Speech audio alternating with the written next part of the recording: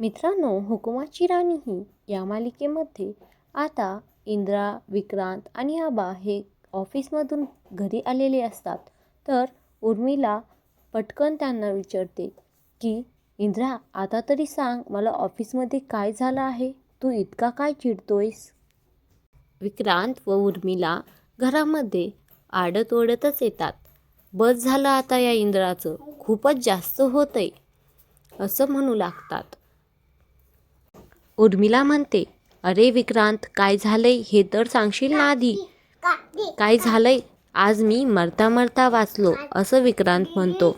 त्या कर्मचाऱ्यांनी तर माझे नावच पुढे घेतले. नेमकं गजाला बोलवलं व तिथला प्रॉब्लेम सॉल्व केला मी कसा बसा, माझा जीव वाचवला. या इंद्राचं ना आता जास्तच होत चाललंय उर्मिला, मला सहन होत नाहीये. माझ्या रस्त्यातून या इंद्राचा काटा मला काढायला हवा. उर्मिला ही आता बोलू लागते, हो विक्रांत, खरं आहे तुझं. हा सारखा तुझा अपमान होतोय ना, तो मलाही सहन होत नाहीये. काहीतरी कर विक्रांत. उर्मिला म्हणते, हो ना विक्रांत, मी त्या राणीला या घरातून, माझ्या आयुष्यातून काढायचा किती प्रयत्न करते, किती कटकारस्थान रचवते, तरी पण ती राणी येतेच इथे घरात. या घरात ना त्या इंद्रा व राणीला असं वाटत असेल की आपण दोघं या घरामध्ये नको येत, त्यामुळेच ते हे असं आपल्यावरती करतात. मलाही आता या घरामध्ये श्वास घेणं कठीण झालं आहे. हे सगळं ना दारात उभा राहून चिकू सगळं ऐकत असते.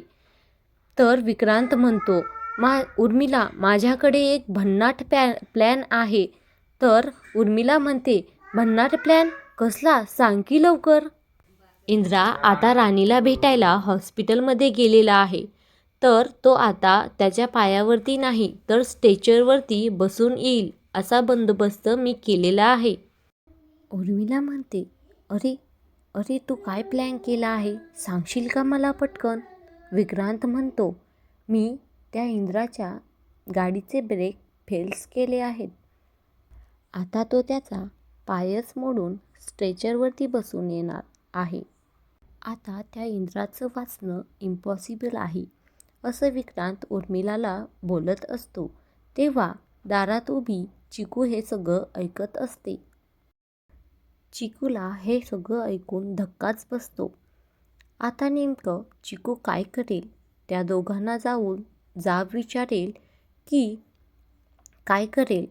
ही गोष्ट उलगडण्यासाठी पुढचा भाग खूपच रंजक ठरणार आहे. तर मित्रांनो, नक्की पहा.